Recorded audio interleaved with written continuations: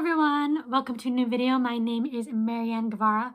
A huge welcome to any new subscribers and a huge thank you to anyone who is returning. Happy 2024. I hope everyone's new year has started off to a good start.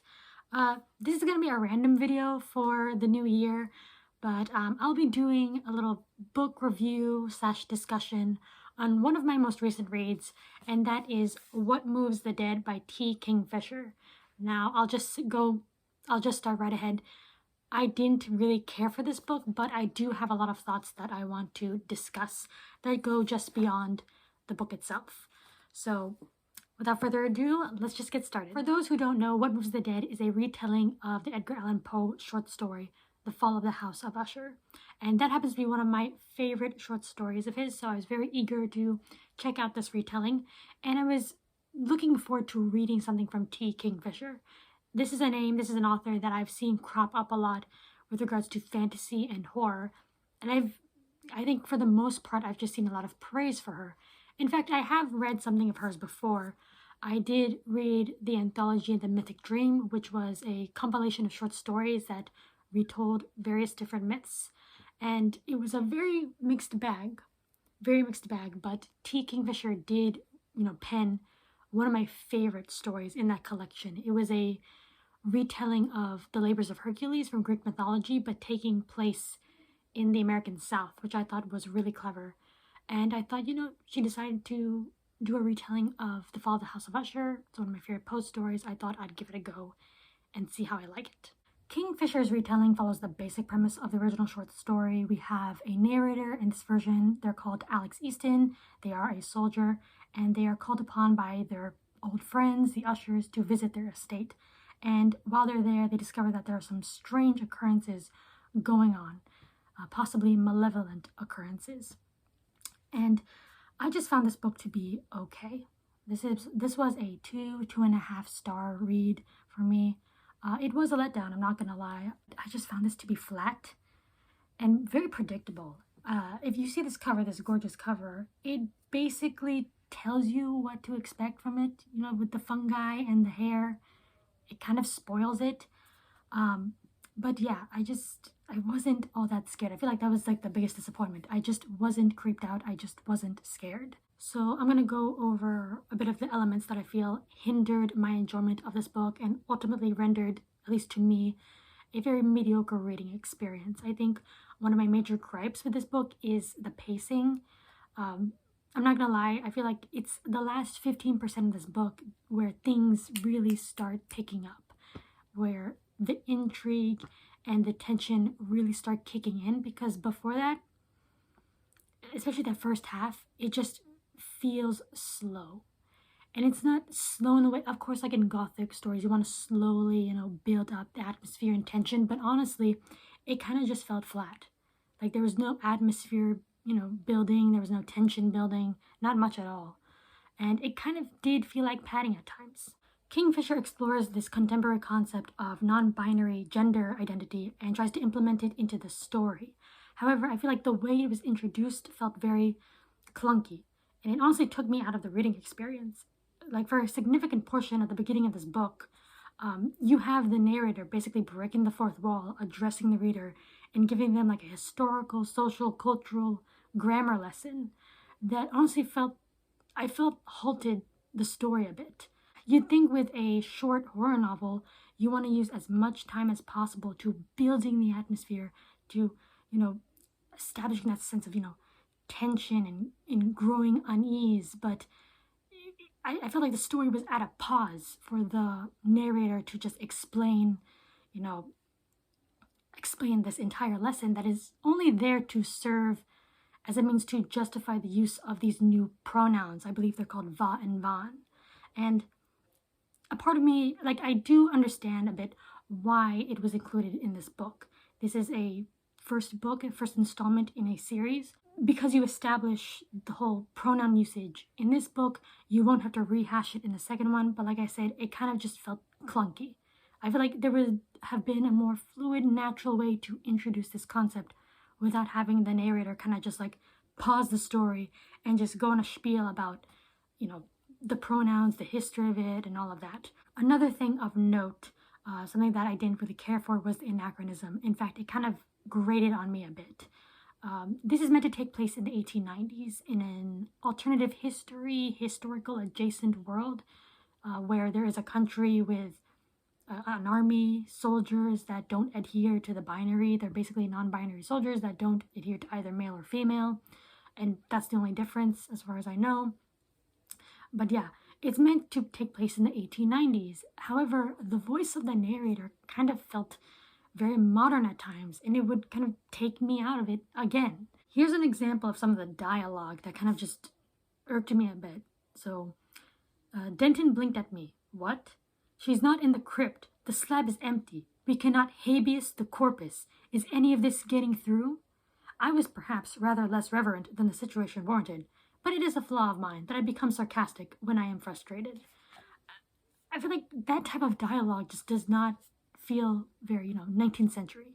It feels very modern, and it kind of just felt grating because, why bother having this book take place in the 1890s if you're not going to try to adhere to the dialogue of the time? Why not just make this story take place in modern day, have it be a modern retelling?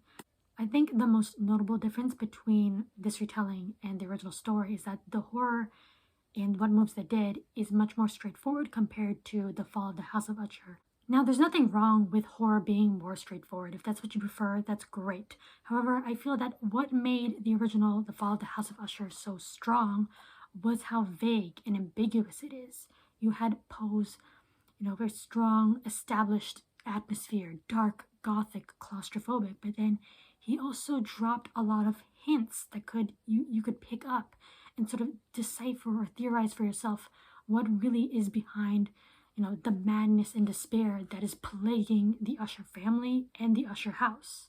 This is such a short story, but there's a lot left over to linger. Poe never gives any straightforward answers as to what's going on with the Ushers. Roderick believes that the environment, the estate itself, has a form of sentience, that the stones that make up the building are sentient, that the fungi that cling to the walls are sentient, that the tarn itself is sentient, and they radiate this sort of atmosphere of gloom that has poisoned the Ushers, that has poisoned his family, and he gives it that as a reason as to why he is the way he is. And however, the narrator describes Usher as something or someone who radiates gloom. So which one is it? Is it the atmosphere? Is it the environment that has poisoned the Ushers? Or is it the Ushers themselves that have kind of poisoned the environment? Like, which way is it? Poe gives a really, he drops a hint describing that the Ushers really have no other branches, no other, family lines. There's just one direct descent line, and they've all lived at the Usher estate, isolated, and it basically implies that they have practiced inbreeding. Roderick and Madeline could have been products of an incestuous relationship, and maybe that's what had led to their maladies. Roderick's mental malady, and then Madeline's physical one. And it does beg the question, like, is it possible that the Ushers had this sort of melancholic malady, this, depression that was passed on and inherited, and that's the reason why they are? It's not because of their environment or anything like that. It was something genetic or just something in the family. You don't know for certain. It's kind of left to your speculation. There's a very popular theory that Roderick and Madeline themselves could have been in an incestuous relationship.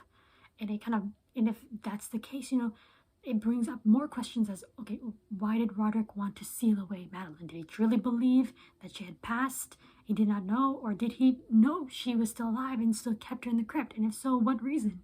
There's just a lot to mull over when it comes to The Fall of the House of Usher. A lot of, vague ambiguity, but it allows for you to kind of think and theorize. Not so much with What Moves the Dead. Kingfisher basically kind of explains the horror to you point blank, which is fine if you like that. But just comparing it to the original, this one sticks with me much more than this one.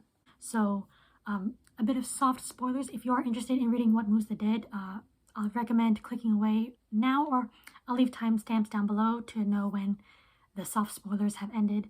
But basically, there is a cosmic horror element that is revealed at the end of this book. And I personally, as someone who enjoys cosmic horror, Lovecraftian horror, I felt that it was underdeveloped, underutilized, and kind of just used as a twist. Once again, I can understand T. Kingfisher making this reveal to help differentiate this book from the original text. I get it. When it comes to cosmic horror, I think one of the major things that you have to do is establishing that sense of awe and utter helplessness in the character, because that's the whole point. When it comes to cosmic horror, when it comes to Lovecraftian horror, the character more or less comes to the realization that they are not the only ones. Like, humanity is not the only thing in the universe.